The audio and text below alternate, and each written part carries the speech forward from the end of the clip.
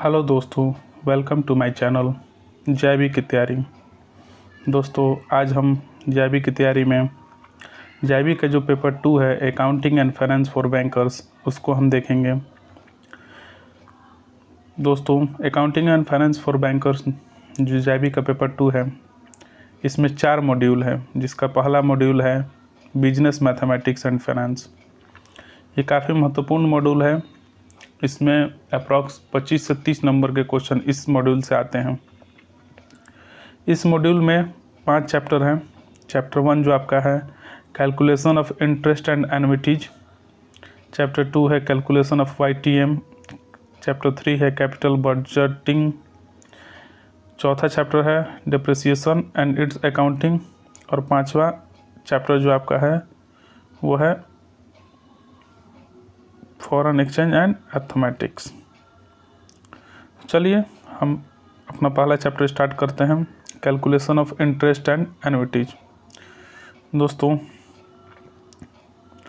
जो banking business है, हम सभी बैंक में नौकरी करते हैं, तो बैंकिंग जो बिजनेस है, बैंकिंग बिजनेस क्या है? मेनली ये है एक्सेप्टिंग डिपॉजिट एंड लेंडिंग।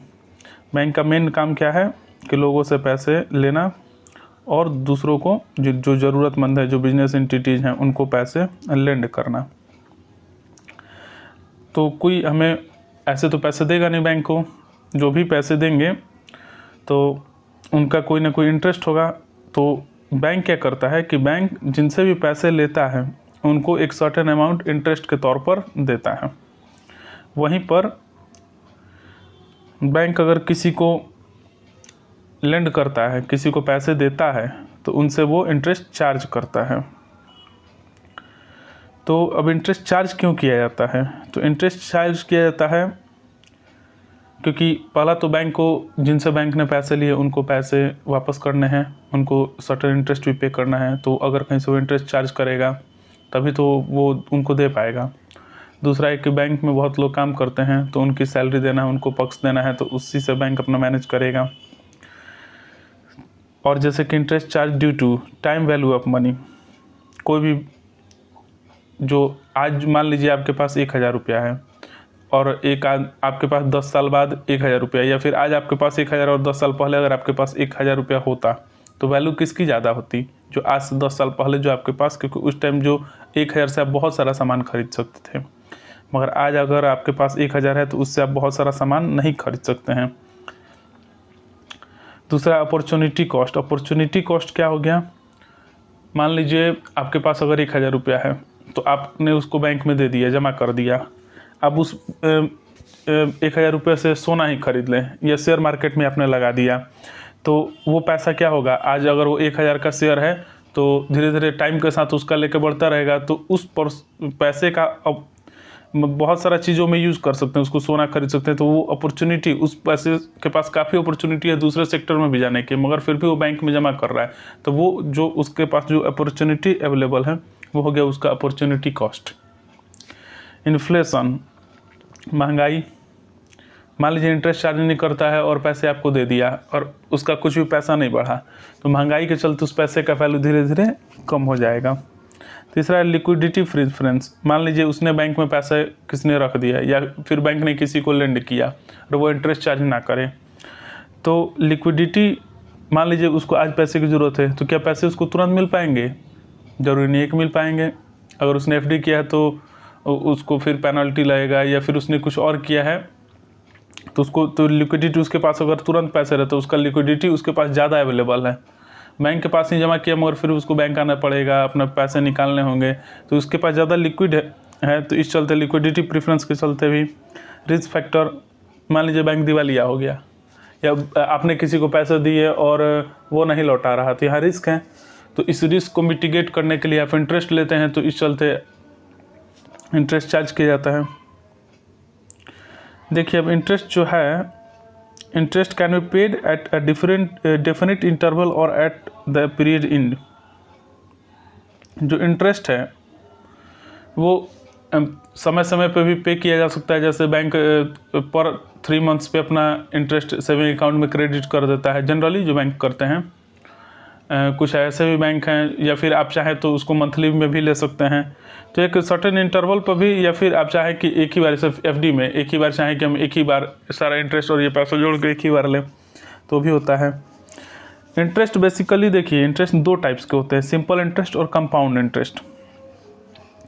तो सिंपल इंटरेस्ट ये क्या हो गया? Simple interest the amount of interest calculated as a fixed percentage of the amount borrowed or lent at the start and is paid for or received at the end of the contracted period. यानी कहने का मतलब ये है कि वह interest जो आपके फिक्स परसेंट, जो आपने जो सम दिया उसके फिक्स परसेंटेज उस सम का आपको लेके मिलते रहे,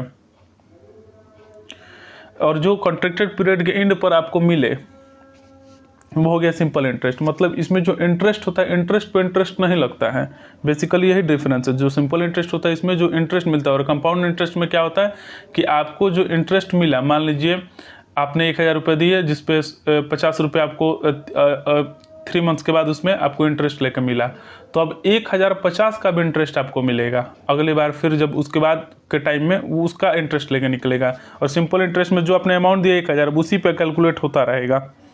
तो सिंपल इंटरेस्ट निकालने का हमारा फॉर्मूला है P into R into T, यानी कि जो पैसा हमने दिया वो प्रिंसिपल हो गया, जो रेट है और जो जितने समय के लिए दिया, तो यही हो गया हमारा सिंपल इंटरेस्ट निकालने का formula. I is equal to P into R into T,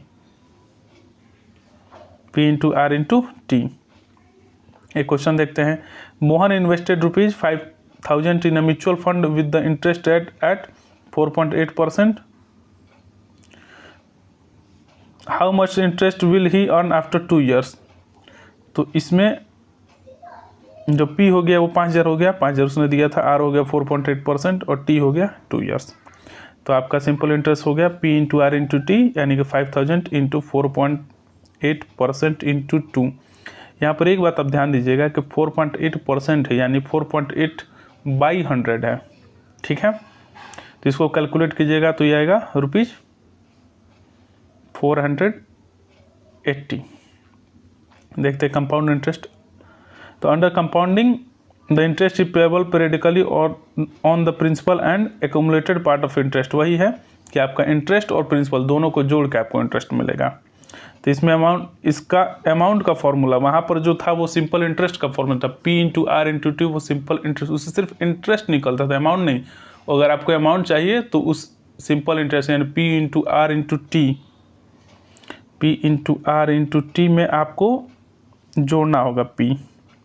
ये सिंपल इंटरेस्ट निकला, अब P प्लस आई कीजिएगा तो P into R into T plus P, ये हो जाएगा अमाउंट। मगर कंपाउंड इंटरेस्ट में क्या होता है, इसमें डायरेक्ट अमाउंट आता है, इसमें इंटरेस्ट नहीं आता है, इसमें आपका अमाउंट आता है।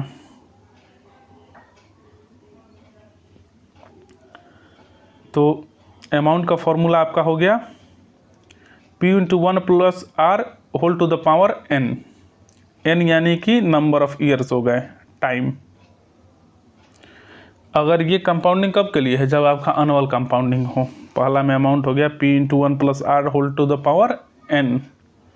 अगर आपका एनुअल कंपाउंडिंग है तो बस वही n का वैल्यू 1 लेकर रख दीजिएगा। अगर आपका क्वार्टरली कंपाउंडिंग है, यहाँ पर आप यही देखिएगा कि जब आपका क्वार्टरली यानी कि साल में 4 बार, यानी कि 3-3 महीने पे, तो इसका जो होगा तो इसमें रेट जो है आपका 4 से डिवाइड कर दीजिएगा, और जो पावर हो जाएगा वो 4 से, टाइम जो होगा 4 से इंटू हो जाएगा।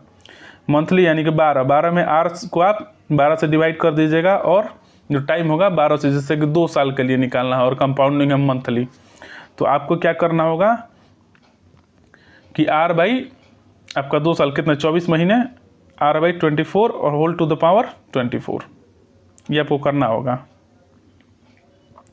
तो n टाइम्स के लिए P into 1 plus R by N whole to the power n into T,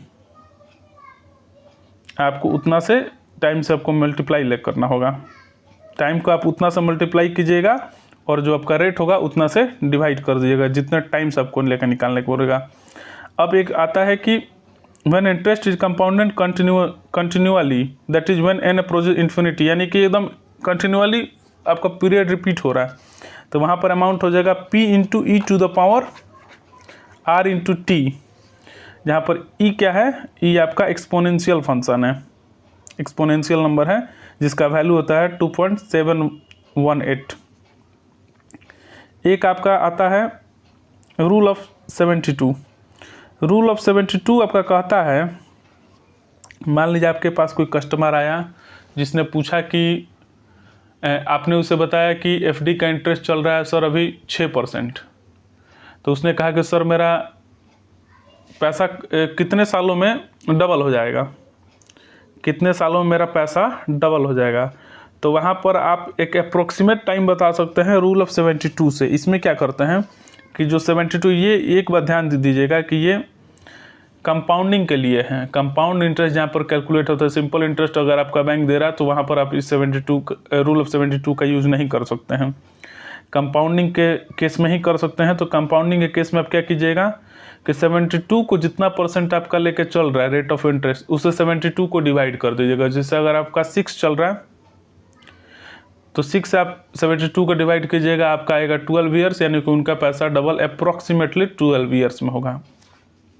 ये एक अप्रोक्सीमेट कैलकुलेशन होता है। चलिए आइए एक अगला क्वेश्चन देखते हैं।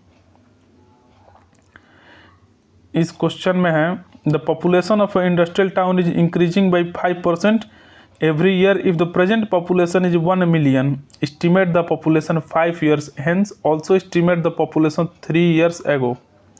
यानी कि एक टाउन का पॉपुलेशन जो है 5% पर ईयर बढ़ता है और प्रेजेंट जो पॉपुलेशन वो कितना है 1 मिलियन। तो पूछ रहा है कि 5 साल बाद उनका वहाँ का कितना पॉपुलेशन होगा और 3 साल पहले कितना था। तो मान लेते हैं कि आज का पॉपुलेशन इसमें दिया ही हुआ है, मानना क्या है कि 1 मिलियन है, यानी कि 10 लाख। तो रेट ऑफ इंक्रीज कितना है 5%। तो 5 साल के बाद आप तो बहुत इजीली लेकर निकाल लीजिएगा, वही कंपाउंडिंग का फॉर्मूला लेकर लगाइएगा। तो आपका हो जाएगा 10, वो क्या था P into 1 plus R to the power N।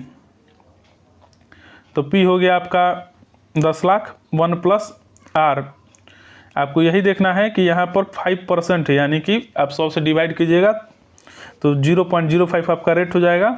तो 1 plus 0.05 whole to the power 5। इसको जब आप कैलकुलेट कीजिएगा तो आएगा 12,76,280। 3 ईयर्स हेंस में चलेंगे तो उस टाइम मान लेंगे कि हमारा पॉपुलेशन x है, प्रेजेंट पॉपुलेशन 3 ईयर्स हेंस, यानी कि पीछे हमारा जो पॉपुलेशन था, आज का हमारा पॉपुलेशन उससे अगर 5% के दर से अगर बढ़ते गया तो आज का हमारा पॉपुलेशन 10 लाख हुआ। तो अगर पीछे हमारा x था तो प्रेजेंट पॉपुलेशन क्या हो जाएगा x into 1 plus 0.05 whole to the power 3। तो यहाँ प्रेजेंट पॉपुलेशन था आपका 10 लाख। तो इस तरह से x का वैल्यू आपको निकालना है। तो कुछ नहीं, आपको 10 लाख को डिवाइड कर देना है, जो इधर जो x के साथ मल्टीप्लिकेशन फैक्टर है इसे आप डिवाइड कर दीजिएगा। तो x का वैल्यू आ जाएगा आपका 8,63,838। चलिए दोस्तों आगे देखते हैं। अब आता है fixed and floating interest rate. जो फिक्स एंड फ्लोटिंग रेट है, फिक्स रेट तो आपको सीधा नाम से स्पष्ट हो रहा है कि फिक्स रेट क्या है। फिक्स रेट क्या है, the rate of interest is fixed and will not change during entire period of the loan. यानी जो रेट ऑफ इंटरेस्ट है वो फिक्स है, उसमें वो कभी चेंज नहीं करेगा। मतलब आपने किसी को लोन दिया और बोल दिया कि 5% आप इंटरेस्ट चार्ज कर रहे हैं, तो बस 5% आपका शुरू से लेकर लास्ट तक हो गया, तो इसमें कोई झंझट नहीं है। दूसरा आता है फ्लोटिंग इंटरेस्ट रेट। इसमें क्या होता है, इसमें अगर कस्टमर बोला कि ना मुझे फ्लोटिंग रेट चाहिए, मैं फिक्स रेट नहीं लूँगा, तो इसमें क्या होता है कि इसमें मार्केट कंडीशंस पे इंटरेस्ट रेट चार्ज होता है। मतलब ये यूजुअली क्या होता है कि फ्लोटिंग जो इंटरेस्ट रेट होता है ये किसी एक्सटर्नल बेंचमार्क पे, मान लीजिए आपने कहा कि ठीक है भाई फ्लोटिंग चाहिए, तो फ्लोटिंग आप उसमें कैसे आप डिसाइड कीजिएगा कि आज उनको 5% देना है, कल 7% देना है कि 3% देना है, आप कैसे डिसाइड कीजिएगा। तो उस केस में क्या होता है कि उनको एक एक्सटर्नल बेंचमार्क कहने का तात्पर्य है जैसे कि रेपो रेट हो गया।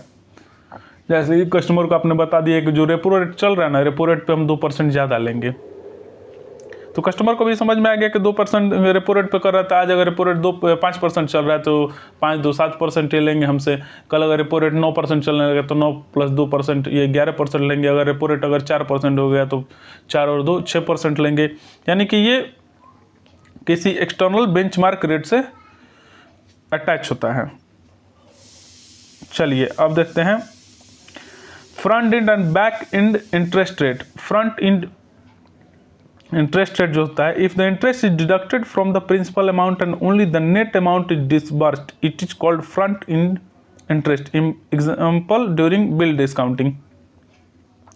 देखिए फ्रंट एंड, जैसे कि आप किसी बिल को डिस्काउंट करते हैं तो उसमें क्या होता है कि एक सर्टेन पैसा पहले ही काट लिया जाता है, या फिर आप किसी मनी लेंडर से, अगर जैसे गांव के लोग मनी लेंडर से किसी से लेते हैं सूद पर पैसा, या फिर आपका कोई फाइनेंसर है, फाइनेंसर से लोग लेते हैं, तो उसमें क्या बोला कि आपने अगर पैसा मान लीजिए 1 लाख लिया और 30 लाख उस पर इंटरेस्ट हो रहा है, तो 1,30,000 उसने बोला कि आपको 8,000 इंस्टॉलमेंट देना है, तो वो इंस्टॉलमेंट पहला इंस्टॉलमेंट शुरू में ही काट लेगा और उसके बाद आपको पैसा देगा। उसमें से 1,30,000 में से आपको 1 लाख जो दे रहा है उसमें से 8,000 पहले उसने काट लिया, आपको 92,000 ही दिया, तो आपको 92,000 ही मिला। और एक हो गया बैक एंड इंटरेस्ट रेट, जो कि जनरली बैंक में बैक एंड इंटरेस्ट रेट ही लेके लगाया जाता है कि जैसे कि पूरा जितना पैसा था, if the full amount of loan is disburse and the interest is charge subsequently on monthly quarterly agreed basis, it is called back end interest rate. मतलब बैंक क्या करता है कि सारा पैसा आपको दे देता है और उसके बाद उसमें से एक फिक्स्ड अमाउंट ऑफ इंटरेस्ट के साथ आपका एक इंस्टॉलमेंट लेके बांध दिया जाता है, और जो बोला जाता है हर महीने महीने आप दीजिएगा। तो ये हो गया बैक एंड इंटरेस्ट रेट। इसमें जो पहला इंस्टॉलमेंट है शुरू में नहीं काटा जाता है। चलिए हम अपने नेक्स्ट पार्ट में एन्युइटीज़ को कवर करेंगे। तो आशा करते हैं कि आपको आज का वीडियो अच्छा लगा हो। अगर आपको अच्छा लगा तो प्लीज़ सपोर्ट कीजिएगा और चैनल को सब्सक्राइब कीजिएगा। धन्यवाद दोस्तों।